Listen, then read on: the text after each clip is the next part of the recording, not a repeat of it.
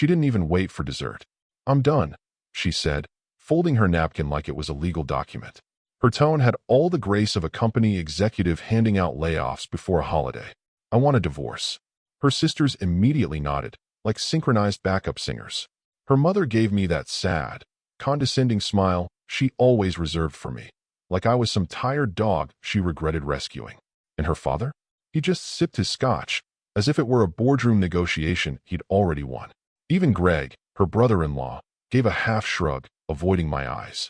Which was interesting, considering he still owed me $48,000 from a loan I co-signed to get them through a rough patch. I sat there and looked around the table at the people I'd spent 12 years pretending to get along with. People who never really wanted me here in the first place. Who saw me as convenient, stable, and utterly forgettable. Her youngest sister once joked that I was practically a tax deduction in human form. They laughed then. They were laughing now. Except this time, they thought I didn't hear the joke. I put my fork down, wiped my mouth, smiled like I'd just been complimented on my tie. "I completely understand," I said calmly. A small ripple of relief spread across the table.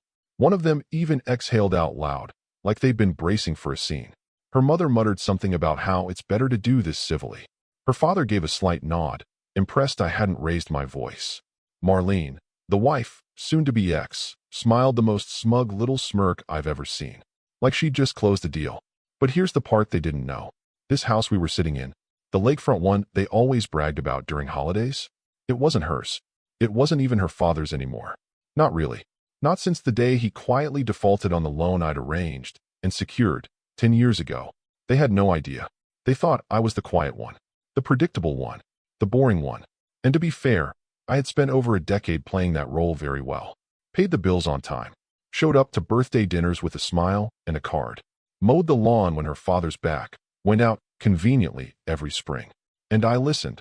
Listened while they made decisions. Excluded me from conversations. Treated me like some side character in their family sitcom. But there's something you learn when you're the man no one watches. You see everything. So I kept smiling. They talked logistics. She could keep the car. She wanted the condo. She assumed I'd be out by the weekend. I nodded. I sipped my water. I agreed with everything. It was beautiful, really. They thought they'd won a silent war I never admitted existed. But I wasn't silent because I was weak. I was silent because I was busy. Busy preparing. Watching. Calculating. I drafted my first legal structure 3 months after our second anniversary, right after I'd bailed out her father's business under the guise of family loyalty. It was a clause tucked into a refinancing agreement so dull, so boring, that not even their accountant caught it. Because who questions the paperwork from the quiet husband? And now, 12 years later, she's sitting there in front of her whole support squad, telling me it's over, like she's announcing a promotion. That's when I felt it. Not anger. Not sadness. Freedom. Not the cliché kind. The dangerous kind. Because I knew something they didn't. This wasn't a breakup.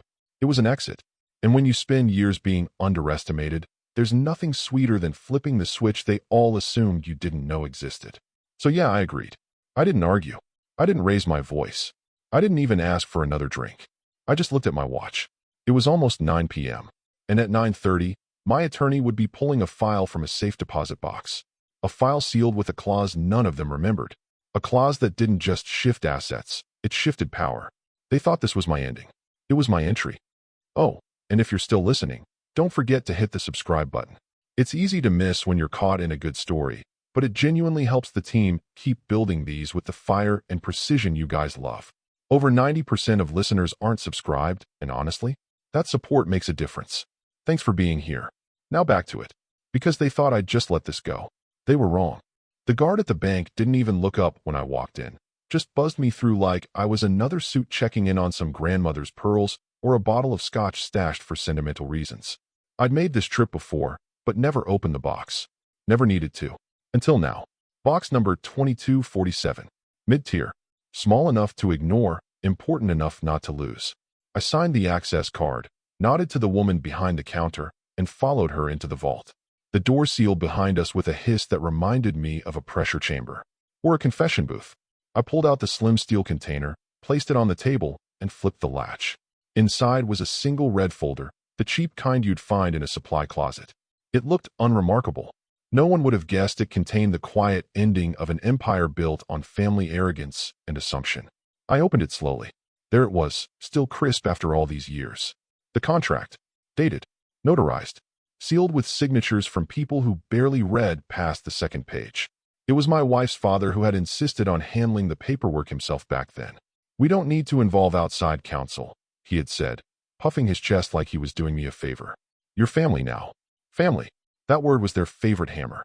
Used it to guilt me into favors, investments, sacrifices. They loved using it, until they forgot who actually wrote the checks. Back then, their small real estate venture was bleeding out. Her father had made too many over-leveraged bets trying to impress clients at country clubs. It was a vanity project built on legacy talk and borrowed credit. When the final bank walked away, he came to me, hat in hand, red-faced, humble, and I had helped. I paid off the $420,000 balloon loan, restructured it under a new holding entity I personally established, quietly. In exchange, he signed over an operating interest in the company's core property, a downtown multi-use commercial space they proudly called the family jewel. The clause was buried beneath legal language, like a mine waiting for the wrong step. It triggered a full asset transfer to the beneficiary, me, if he defaulted on a related performance note, which he did, 8 years ago, quietly. No big announcement, no dramatic fallout, just a missed quarterly payment he never even mentioned. Probably thought I didn't notice, or that I wouldn't act, and I hadn't. Not then, because I didn't want the building. I wanted the leverage. And now, 12 years into this marriage-turned-performance art piece, it was time to use it. I flipped to the page with the clause. Section 8.3c, handwritten initials beside it. Mine. His. Witnessed by Alan, my friend, and the only attorney I've ever truly trusted. A man who drafted this knowing full well how families like hers work. Nice on the surface, rotted underneath. He warned me even then. You're going to want an exit. Might as well get paid on the way out. I'd forgotten how blunt he was. He was right, of course. I sat there at the vault table, holding the weight of 12 years in a single document. Not a scream, not a threat, just cold, clean logic. A signature, a clause, a reckoning. It's funny how quiet power feels. Not like winning the lottery or getting a promotion. No applause, no fanfare. Just the subtle shift of knowing you've been playing chess on a board they thought was checkers. They never asked for the paperwork back. Not once. Not even when the business recovered. Not even when they hosted a ribbon-cutting ceremony in front of the building with a plaque that read, "A family legacy continues." I took a photo of that plaque once. Not out of pride, insurance. A reminder of how deep their delusion ran. They forgot I owned the floor beneath their feet. I closed the folder, placed it back inside the box. I didn't need to take it with me. Alan already had the digital copies filed and time-stamped. But holding the original, there was a kind of poetry in it. Like finding an old photo of someone who betrayed you before they ever got the chance. I sealed the box and stood up, nodding once to the clerk on my way out. No ceremony, no speech, just a quiet walk into the night, as a storm began to build, one they didn't see coming. But they would. Very, very soon. 12 years ago, I walked into their crisis like a man stepping onto a sinking ship with a bucket in one hand and a blindfold over his eyes. That's what they thought, anyway. They called it a family emergency, but let's not sugarcoat it. It was financial arson wrapped in legacy talk and trust me handshakes. Her father had run their little real estate venture like a frat house with a checking account. Over-leveraged properties, rent roll manipulation, vendor contracts written on napkins, all dressed up in mahogany furniture and the illusion of sophistication. And yet, they still looked down on me. I was the outsider, the numbers guy, the guy who wore off-brand polos and knew what amortization meant without needing Google. So when their lender called the note and the walls started to crack, they came to me, not out of respect, but desperation. I remember the meeting in their kitchen. Her father sat with a thick binder he clearly hadn't opened since the Bush administration. Her mother made coffee like this was just another casual brunch. Marlene stood behind them, arms crossed, eyes pleading but rehearsed. "We just need a short-term bridge loan," her father said, like he was asking me to water the plants. It wasn't short, and it sure as hell wasn't small. I nodded, pretending to be the doe-eyed son-in-law who wanted to help. But I was already doing the math in my head. The debt was ugly. Their reputation was worse. And their building, the family flagship, was the only thing of real value left. So I offered the loan. Personally. No bank. No middleman. Just me. I drafted the agreement with Alan. We buried the clause so deep under legalese you'd need a flashlight and a bar exam to find it. But it was there. Section 11.5. be upon default of the performance note and expiration of the 36-month grace period. Full operational control and revenue rights revert to the silent investor listed on Schedule C. Schedule C was a single page. It had one name. Mine. They all signed it. Her father didn't even blink. Too eager to grab the check. Marlene kissed me that night like I'd just saved a baby from a burning building. Her mother even toasted me, called me a real asset to this family. Gratitude. That rare, fleeting lie people tell themselves when they're out of options. But here's the thing. Gratitude has a shelf life. Entitlement doesn't. 3 years later, the business stabilized. Rent checks rolled in again. They repainted the offices, replaced the rugs. Her father bragged to anyone who'd listened that he turned it all around. Not a single mention of me, of the money, of the clause. It was like I never existed in that equation. I wasn't the savior. I was the sucker. At least in their eyes. They kept calling it the family business, even though it had my name hidden under the hood like a kill switch waiting to flip. And you know what? I let them rebuild their pride on my silence.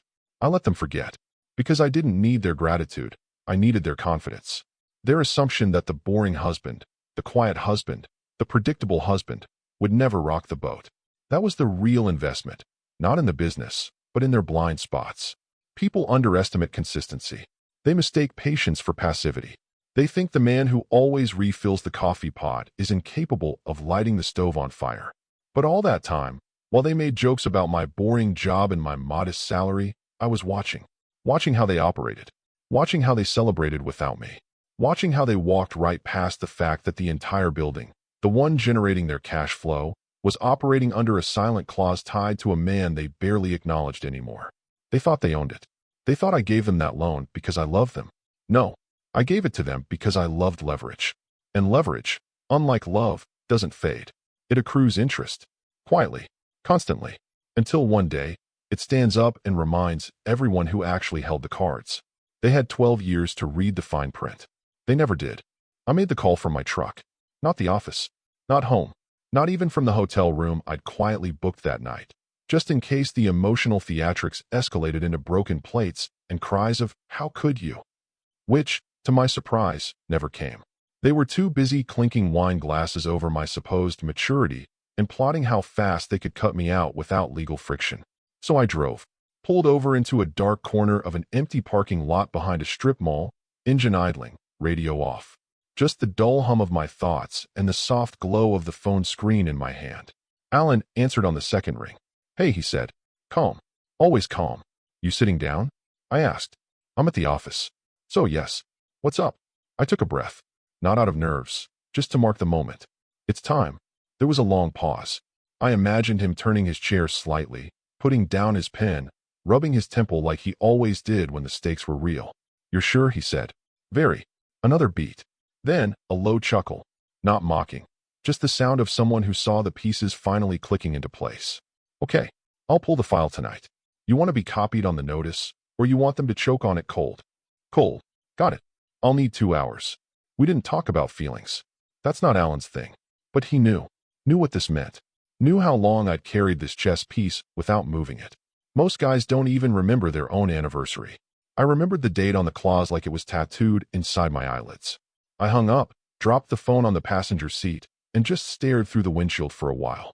One of those moments where the air feels heavier, not bad, just thick with gravity.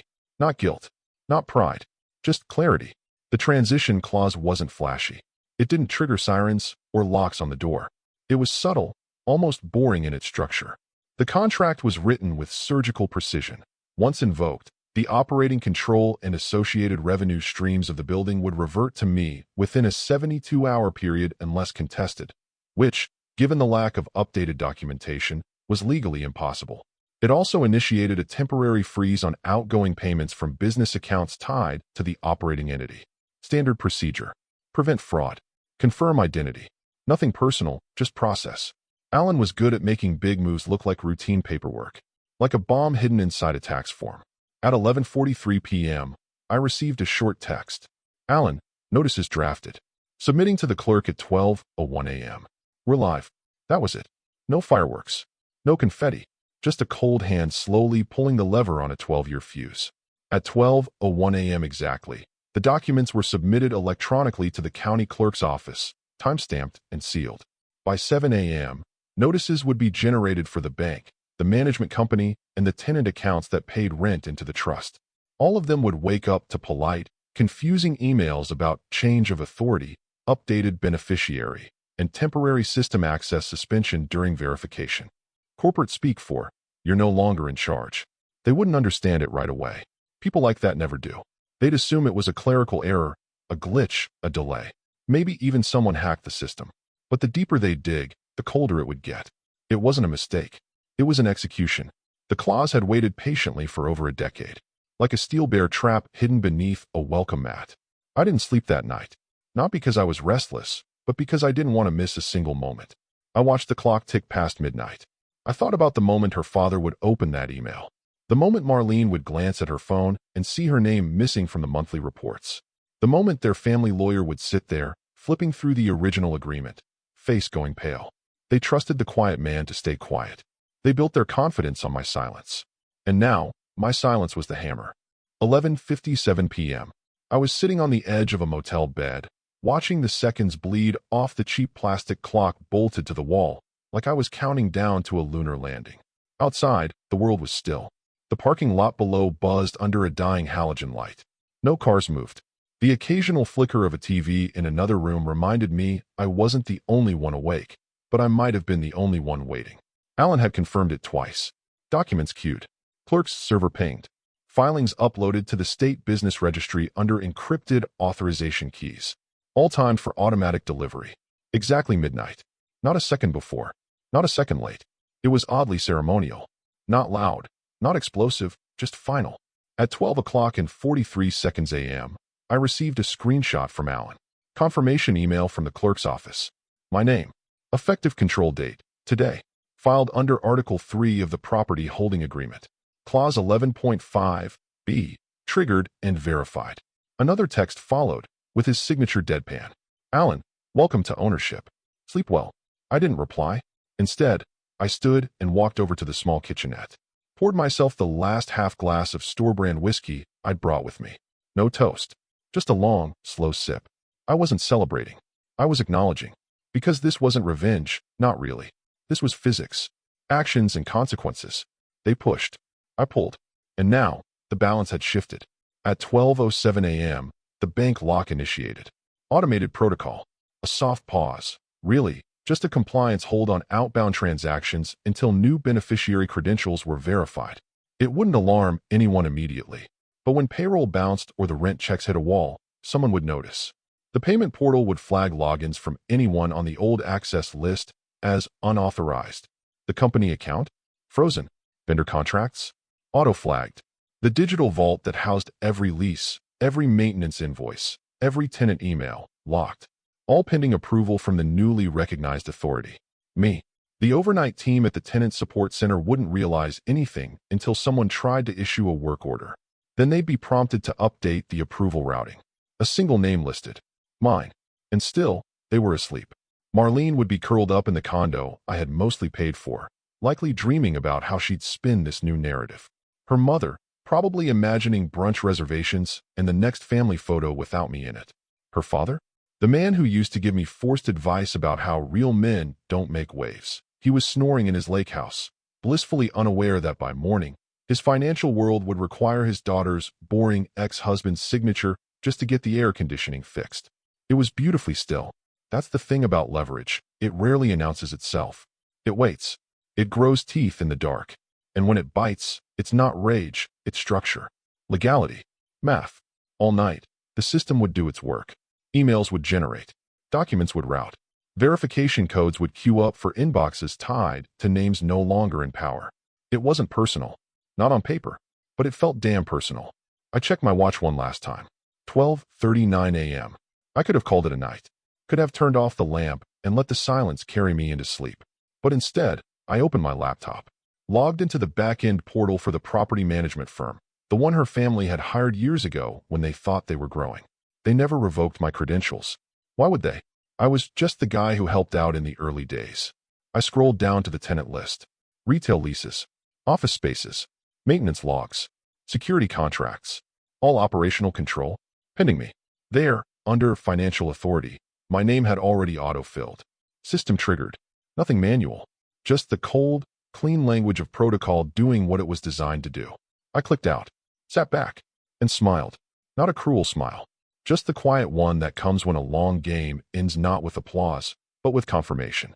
The game was never to hurt them. The game was to remind them. They thought I was a placeholder, a financial stepping stone, a quiet man with no appetite for control. But control was never about shouting. It was about knowing the difference between noise and timing. And my timing had just gone live. 6:42 a.m. Her father wasn't a morning man, not unless there was a tea time or a contractor he wanted to intimidate before coffee. But the shrill ping from his phone dragged him up anyway, groggy, barefoot, wrapped in a robe too expensive for someone 3 mortgages deep. He squinted at the screen. A push notification from the bank's app. Access suspended. Your login credentials have been temporarily disabled due to account authority change. At first, he assumed it was a glitch. Maybe the Wi-Fi cut out. Maybe Donna, his assistant, changed something without telling him again. She had a bad habit of fixing things that weren't broken. He tried again. Entered his password. Access denied. Again. Slower this time. Double-check the credentials. Access denied. Then the real red flag. The option to reset his password was grayed out. His name wasn't even recognized as a primary contact. He sat up straighter, suddenly awake. The robe now felt thinner. The air colder. He shuffled to the kitchen, phone pressed to his ear. Donna picked up on the second ring. Hey, it's me, he barked. Can you log into the tenant portal? Something's wrong with the damn bank. Silence. Then, I was about to call you. That was never a good sentence. Why? I just got 3 emails. The landscaper, the elevator inspection team, and the cleaning vendor, all requesting confirmation of contract freezes. One of them said the payment bounced. He pinched the bridge of his nose. Payment bounced? What are you talking about? I approved that yesterday. Donna hesitated. Sir, your name isn't showing as authorized anymore. The portal says there's a transition pending verification. It has a new name listed for operating authority. He froze. What name? Another pause. Then she said it. Quietly. Almost like she didn't believe it herself. Evan Markel. Me. The name echoed through his kitchen like a gunshot in a church. Check the legal notice queue, he snapped. There's got to be a mistake. This has to be a breach. But she was already a step ahead. There's a letter from the county clerk time-stamped last night. Midnight exactly. A change of operational control for the Markel Property Holdings Trust. He dropped into a chair. No, he muttered. That trust was just for the financing. It's passive. It was dormant. Not anymore, she replied. Sir, he activated the clause. That's when he understood. Not fully. Not yet. But the shape of the iceberg had revealed itself. Because the Markel Property Holdings Trust wasn't some back-pocket formality. It was the contract. The paper skeleton they'd buried under assumptions and dinners and years of pretending I was just a helpful son-in-law. And now? Now it was awake. He didn't say anything for a few seconds. Just stared out the window, watching the sprinklers fire up on his perfect, rented lawn. Then, as if gravity itself had changed, he stood up and moved like he had purpose. Threw on pants. Grabbed keys. Didn't even check the mirror. He wasn't shaving for this. He wasn't preparing. He was reacting. Because the one thing he'd always feared, more than losing the money, was losing control. And right now, he couldn't even approve a $200 plumbing invoice without my signature. He dialed Marlene next. No answer. She was probably still asleep, blissfully unaware that her father's phone was filling with notices that all began with the same line. This is not a drill. The vendors would start pulling contracts. The tenants would start asking questions. The building they'd built their egos around would, by mid-morning, become a fortress they couldn't enter. All of it legal. All of it sealed. All of it mine. He didn't know how deep the iceberg ran. Not yet. But he was already taking on water. He didn't knock. Didn't ring the bell. Didn't even shut the car door all the way. The engine still humming in the driveway like it knew he wouldn't be staying long. The moment her father barreled through the front door of Marlene's townhome, I imagined the sound echoed like a shotgun blast through her Pinterest-perfect entryway. Do you have any idea what he just did? He bellowed, holding up his phone like it was a warrant. Marlene, my soon-to-be ex-wife, the one who declared she was done with all this just 12 hours prior, was still in an oversized hoodie, barefoot, nursing a mug of coffee she probably hadn't tasted yet. She looked up from her kitchen island like a teenager caught skipping class. What are you talking about? She said, blinking. He marched straight to her, hand trembling from rage or panic, probably both, and shoved the screen in her face. Look at this, he snapped. She took the phone, brows knitting together as her eyes scanned the document. Her lips moved, reading silently. Then again, slower. Beneficiary of operating authority, Evan Markel. That was the moment her posture changed. She stopped blinking. Her shoulders pulled in like she'd just been slapped by the air itself. Her mouth opened, then closed again. A faint stutter of disbelief flickered across her face. Wait, she whispered. This is fake. This has to be fake. It's from the county clerk, Marlene, her father growled. Do you think I typed this up in the car? She kept staring at the screen, scrolling through the dry legal language as if a missing comma would reverse it all. When she reached the page with the trust filing ID, her hand started to tremble. I thought that loan was. Yeah, so did I, he cut in. We both thought that loan was just a favor. Turns out it was a leash. And we just ran out of slack. She set the phone down like it burned her. No, this doesn't make sense. Evan wouldn't do this. He's not like that. He laughed. The kind of laugh that doesn't sound amused, just hollow. That's what I said last night. They stood in silence for a second, just long enough for her to feel the weight of every assumption collapsing around her. The man she'd smugly dismissed 12 hours ago, the man she described as dull to her sister, within earshot, like I was some dusty lamp she was finally discarding, had just locked down their entire family operation without lifting his voice or raising a hand. She picked the phone back up and reread the name again. My name. Her voice cracked. But he didn't say anything. Last night he just smiled. He didn't even. Because he didn't need to, her father snapped. He didn't have to scream, Marlene. He had the paperwork. She turned, wobbling slightly like someone standing on ground that suddenly wasn't there. But we never updated the documents. He never even asked for them back. Exactly. The realization hit her mid-sentence. She gripped the counter for balance. That's the moment, right there, when the arrogance turned to panic. When the entitled certainty of being in control cracked open and spilled out into the tile. She wasn't worried about the money yet. Not yet. She was just beginning to understand how deep the hole was. How long I'd been quietly digging while she laughed at my boring spreadsheets and rolled her eyes at my late nights. She didn't cry. Not yet.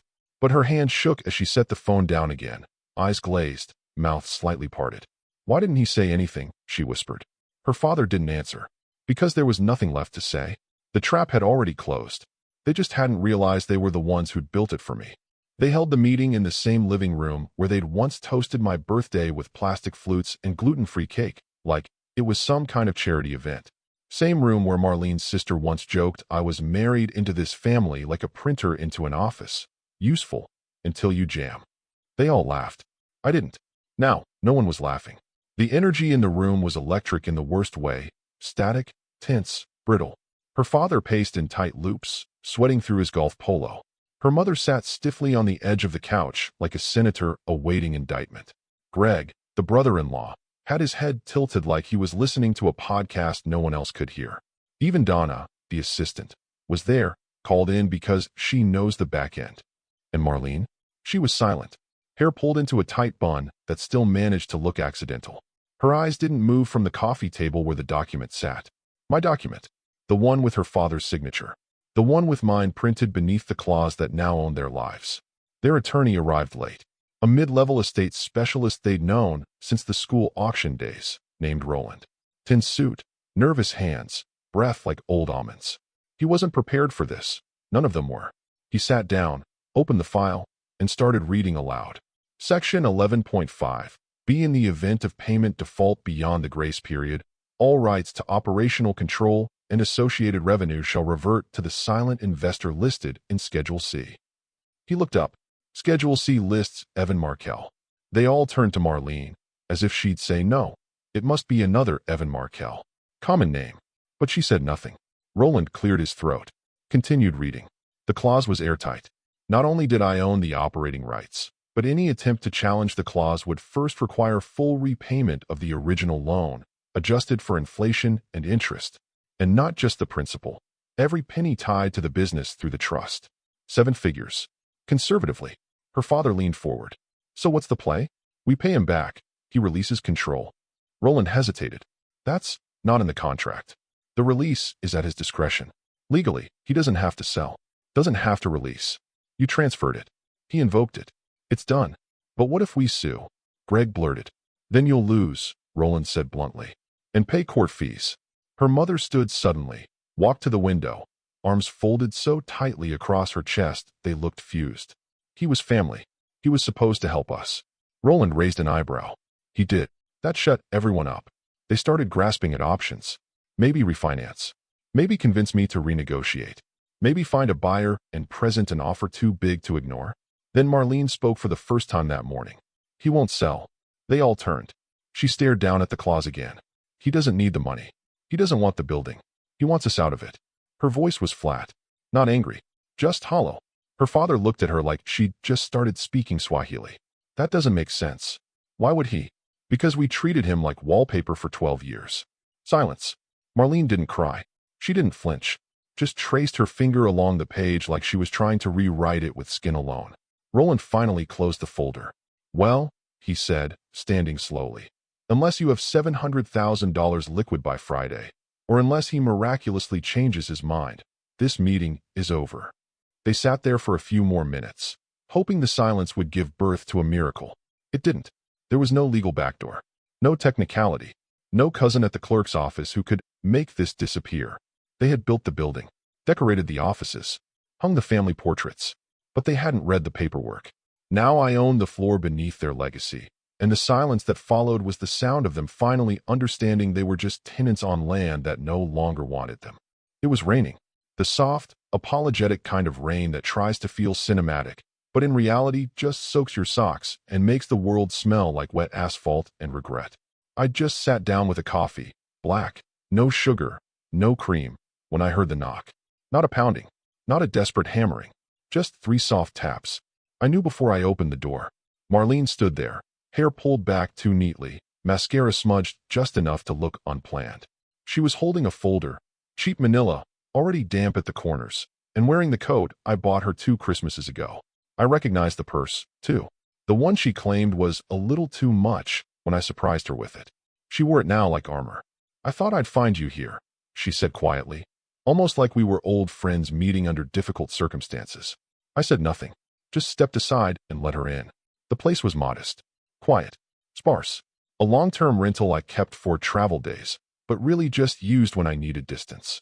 She looked around like she was searching for signs of life. Photos, another woman's jacket, maybe something to punch. But the place was sterile. She wasn't going to find any ghosts here. She sat down. Uninvited, of course. I want to talk, she said. I waited. She shifted in the chair, suddenly aware that this wasn't going to be her usual performance. No crowd. No allies. No family. No familiar walls to lean against. Just me, and the very real silence between us. I was thinking, she said, that maybe we rushed into things. Maybe this doesn't have to be the end. Oh, there it was. The opening bid. Maybe we let things go too far, she added, carefully. You and I, we built a lot together. I smiled. Not warmly. Not cruelly either. Just enough to show I'd hurt her. Just enough to say, you still think this is about you. This isn't about us anymore, I said softly. She blinked. Like the words didn't compute. Like I'd just spoken in code. I know you're hurt, she said, switching tactics. But we can fix this. If you could just undo the filing, maybe sit down with my father and... No. She paused. No, she repeated. I stood up, walked over to the side table, picked up a single sheet of paper I'd printed 2 days ago, walked it over, placed it gently in front of her. She looked down. Read the heading. Offer of transfer, voluntary buyout agreement.